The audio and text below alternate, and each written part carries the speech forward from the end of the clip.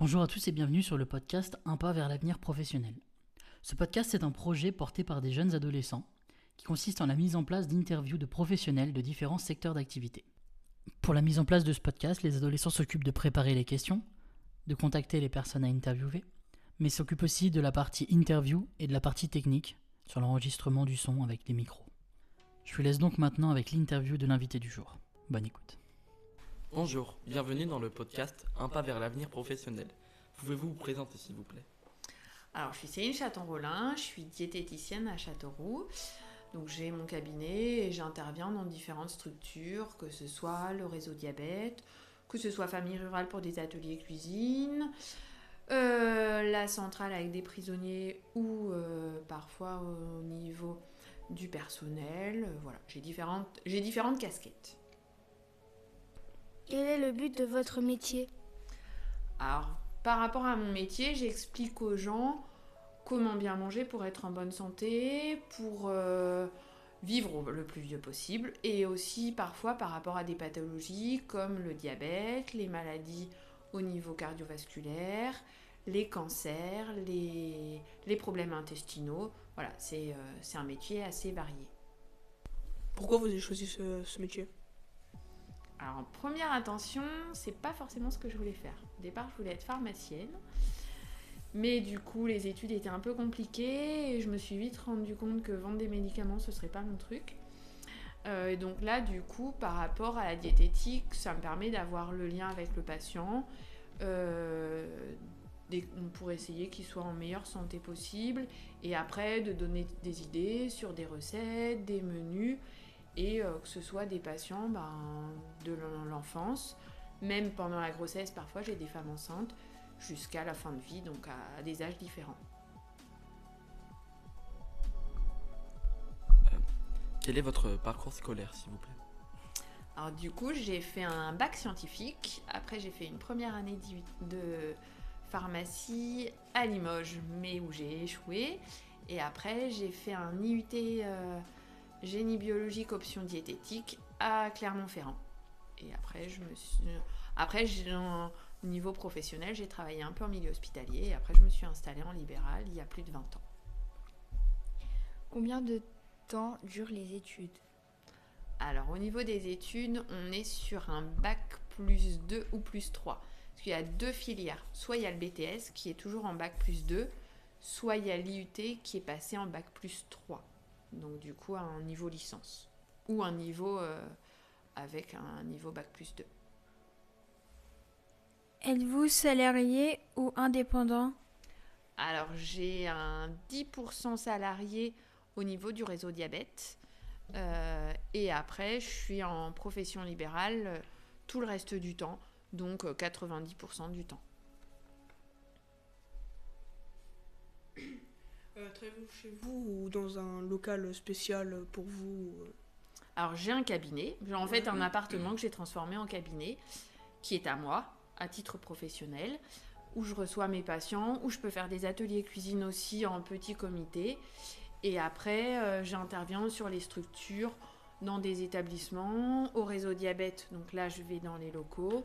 Voilà, je corrige aussi des menus au niveau d'une cuisine centrale, où là, quand il y a des commissions, je me déplace sur les structures. Quels sont les temps d'horaire de travail? Alors, j'ai des grosses amplitudes horaires. Je commence à 8 ou 9 heures le matin, jusqu'à 19h, 19h30 le soir, tous les jours du lundi au vendredi, et je travaille un samedi sur 2 le matin. Faites-vous des séances en présentiel ou en visio? Alors, je fais majoritairement du présentiel. Je fais un petit peu de visio pour des patients que j'ai eus sur Châteauroux, par exemple, et qui ont déménagé. Et alors, il faut que je connaisse le patient au préalable, parce que faire que de la visio, c'est compliqué. Mais du coup, je fais quelques visios, ou par téléphone, ou parfois, quand les gens ne peuvent pas se déplacer. Là, j'ai une patiente d'Issoudun que je fais une fois sur 2, soit en visio, soit en présentiel. Et je fais des consultations par téléphone pour les femmes enceintes. Depuis combien de temps faites-vous ce métier? Je fais ce métier... Alors, j'ai eu mon diplôme 98, j'ai exercé presque directement et après je suis en libéral depuis 2002. Quel public accueillez-vous? Un peu tout public, autant hommes, bon non, peut-être un petit peu plus de femmes que d'hommes. Et j'ai de la femme enceinte, jeune enfant pas trop, mais après je peux avoir des patients à partir de 7-8 ans jusqu'à 80 ans. Combien de personnes voyez-vous par jour? C'est variable parce qu'en fait, ça dépend si je suis au cabinet ou pas. Là, sur 3 jours, aujourd'hui, j'y étais jusqu'à 15h30. Demain, j'y suis pas parce que je suis à la prison. Et alors, je peux en avoir, quand c'est des petites journées, je peux en avoir 5-6. Et après, je peux en avoir, sur une grosse journée, je peux en avoir jusqu'à une quinzaine. D'après vous, quelles sont les qualités pour avoir ce métier?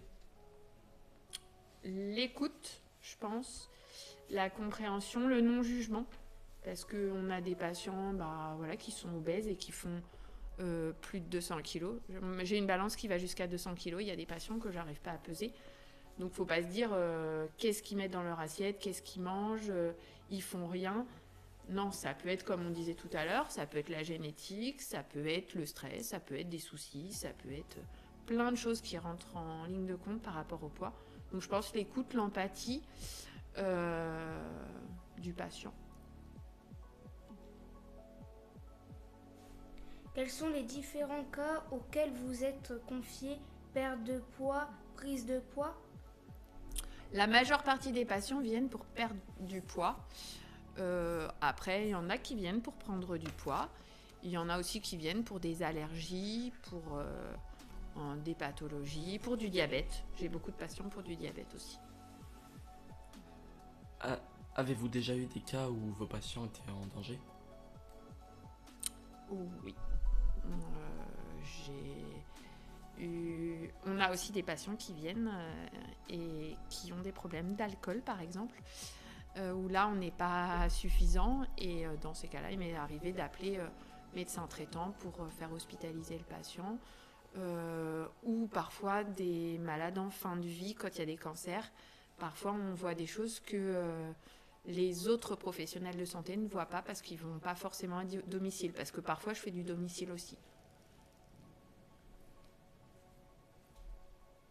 Travaillez-vous avec des collègues pour compléter vos séances? Alors, on est 2 sur Châteauroux, on s'entend très bien, donc on travaille ensemble, on part en formation ensemble. Et puis après, pour compléter les compétences, je fais assez régulièrement des formations. Avez-vous une anecdote à nous raconter? Alors, il y a un patient avec qui ça s'est pas franchement bien passé. C'était au tout début. Je n'avais pas mon cabinet actuel. Les murs étaient verts et comme j'insistais pour qu'il mange des légumes verts comme il était diabétique, il m'a dit, vous savez, j'aime pas les légumes verts, j'aime pas la couleur de votre papier et donc du coup, vous me reverrez pas. Donc c'était pas franchement un moment très agréable, mais je m'en suis souvenue. Conseillez-vous des produits spécifiques? Alors, pas forcément spécifiques. Je peux être amenée à conseiller parfois des compléments alimentaires, alors sous forme de magnésium, sous forme de vitamines, ou pour aider un petit peu à gérer le stress, mais plus à base de plantes. Combien êtes-vous payé environ? Alors ça, c'est assez variable parce qu'en fait, sur une consultation, mes consultations, elles sont à 45 € la première, 33 les suivis. Au niveau des charges, j'en laisse à peu près la moitié. Donc du coup, c'est très fluctuant d'un mois à l'autre. Après, sur chaque intervention, on a à peu près 50% de charge. Donc ça, c'est pas très très linéaire. On peut dire 1500, 2000 par mois, mais il y a des mois où c'est plus, il y a des mois où c'est moins. Considérez que vous êtes assez payé? Après, la paye c'est une chose, je considère que je paye beaucoup de charges. J'en laisse beaucoup à l'État. Mais ça, c'est le problème actuel pour tout le monde. Est-ce que votre métier vous plaît ? Oui, et je pense que je me verrai pas forcément faire autre chose. Et je me verrai peut-être pas forcément être dans une structure parce que là, je fais ce que je veux, quand je veux, les formations que je veux. C'est moi qui décide en fait. Après, je fais des horaires plus larges que mes collègues qui sont en milieu hospitalier. Aimeriez-vous enseigner votre métier ? Enseigner, alors sur Châteauroux ça se pose pas parce que du coup les IUT au plus près ça doit être Tours, il y en a pas à Limoges, Tours, Clermont-Ferrand. Enseigner non, partager oui, mais enseigner après j'y ai pas trop réfléchi et je pense pas forcément que ce serait dans mes objectifs. Pour vous, est-ce que le métier est plus facile ou plus difficile ? Par rapport... alors je pense que de plus en plus avec l'IA et tout, je pense que ça ne nous rend pas la tâche facile parce que les gens ils vont chercher des informations qui sont souvent erronées et que du coup, les écrans, il faut quand même s'en méfier sur les écrans et tout ce qui est IA, il faut s'en méfier. Il y a du bon et il y a du mauvais. Respectez-vous les conseils que vous donnez chez vous ?